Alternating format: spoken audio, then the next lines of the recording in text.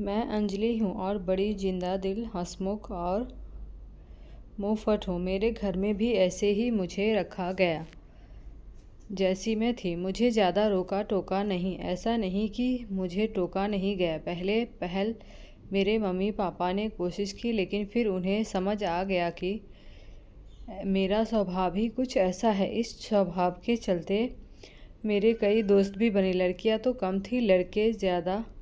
मेरी माँ को मेरी चिंता रहती है कि कल को ससुराल जाएगी तो वहाँ क्या गुल खिलाएगी। पर मेरे पापा कहते हैं जो होगा अच्छा ही होगा। ऊपर वाले ने इसके लिए भी कुछ सोचा ही होगा। मेरी शादी की उम्र होते ही मेरे लिए रिश्ता ढूंढना घर वालों ने शुरू कर दिया।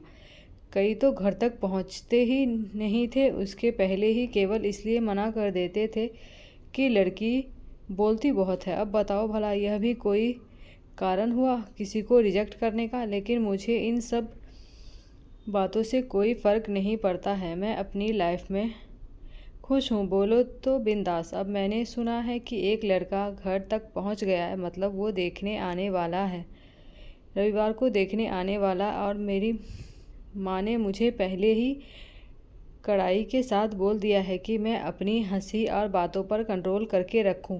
यह बात लड़के को भा गई। अमित और उसके घर वाले मुझसे मिलने आए और फिर जैसा कि होता है, चाय नाश्ता होने के बाद अमित और मुझे अकेले में बात करने को कहा गया। मैं कब से अपने आप को रोक के बैठी थी। इतना चुपचाप तो मैं कभी नहीं रही। फिर क्या था, जैसे ही वो आए मैंने बोलना चालू कर दिया। मैंने सब पूछ लिया, वो जो मेरे मन में था। कितना कमाते हो, घूमने का शौक़ है कि नहीं? बीच में मुझे लगा कि कहीं यह मना ना कर दे, पर अमित को मेरी यह बात ही पसंद आई। घर वालों ने शादी करा दी। अमित बड़ी सिटी में रहते हैं, वहीं अच्छी जॉब है, इसलिए शादी के 1 महीने बाद मैं भी वहीं चली गई। अमित सुबह 8 बजे ऑफिस जाते थे तो शाम 6 बजे वापस आते थे। ऑफिस के सारे उनके फ्रेंड एक दिन हमारे यहाँ खाने पर आए। शादी के बाद यह पहली बार था जब सब मिल रहे थे। उस समय तो मैंने बात नहीं की, लेकिन जब घर में वो आए तो मैंने सबके साथ खूब गप्पे लड़ाए, अमित के बारे में पूछा। अमित मुझसे बोल रहे थे कि यह मुझसे ज़्यादा तो तुम्हारे दोस्त लग रहे हैं। फिर उनकी लाइफ में आया रवि।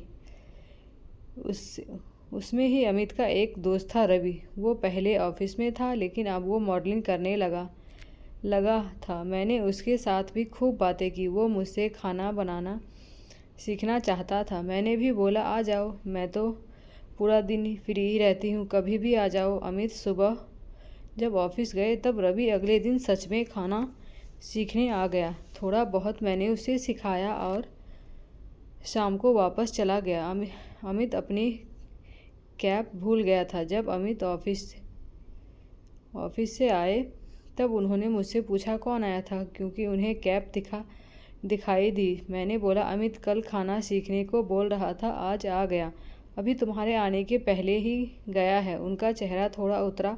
वो बोले अच्छा, इतना रुका तो मुझसे भी मिल ही लेता। मैंने उस समय उनकी बात पर इतना ज़्यादा ध्यान नहीं दिया। अगले दिन जब वो ऑफिस से आए तो अमित घर पर ही था।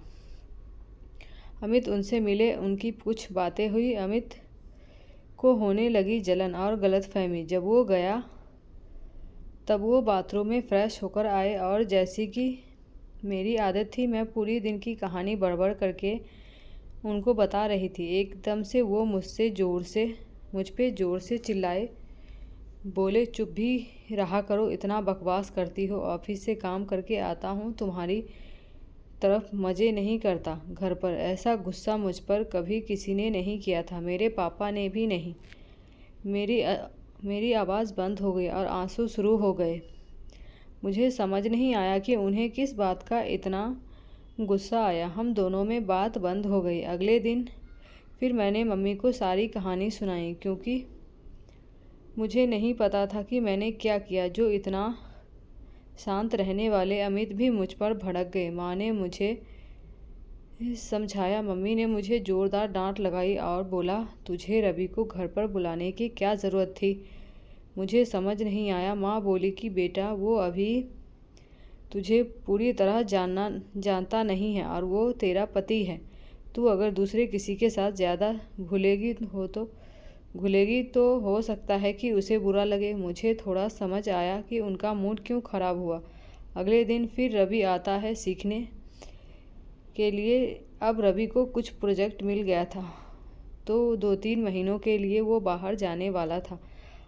अमित ऑफिस से आए तब रवि को मैंने रोक कर रखा। अमित का मुंह उतरा हुआ था, उसे देखकर और ज़्यादा खराब हो गया। बातों बातों में मैंने बोला कि मैं बहुत खुश हूँ, रवि को कोई प्रोजेक्ट मिला है, वो बाहर जा रहा है। साथ ही मैंने यह भी कहा कि फेमस हो जाओ तो प्लीज़ अपनी इस बहन को भूल ना जाना। रवि बोला, ओ बिल्कुल नहीं, अभी कुछ दिन से आपकी वजह से मेरा पेट ठीक है, वरना बाहर का खाना खाकर इन्फेक्शन हो रहा था। अमित का चेहरा अब बदल गया। उसने चेहरे पर बहन सुनकर स्माइल आ गई थी। रवि गया। मैं अमित से बात अभी भी नहीं कर रही थी क्योंकि वो मुझ पर भड़का था। आज उनके तेवर बदल गए थे। मेरे पास में आना चाहते थे, मुझे मनाने। फिर उन्होंने थोड़ी कोशिश की। तब मैंने बोला कि अगर आप कल क्यों गुस्सा हुए थे इस बारे में मुझे सही बता दोगे तो मैं मान जाऊंगी। वो बोले, ऐसे ही, कुछ ऑफिस में ज़्यादा काम था।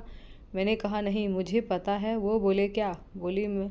मैं बोली, पति पत्नी का रिश्ता विश्वास और भरोसे का है। आप अगर मुझे कुछ बताएंगे नहीं कि क्या आप क्या सोच रहे हैं, क्या गलतफहमी पाल के बैठे हैं, तो मुझे पता नहीं चलेगा। मैं समझती हूँ कि कितना भी सही हो, मन में ऐसे ख्याल आ जाते हैं।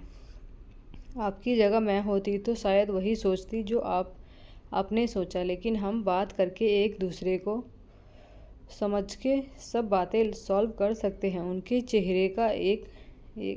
चेहरे पर एक बड़ी स्माइल थी।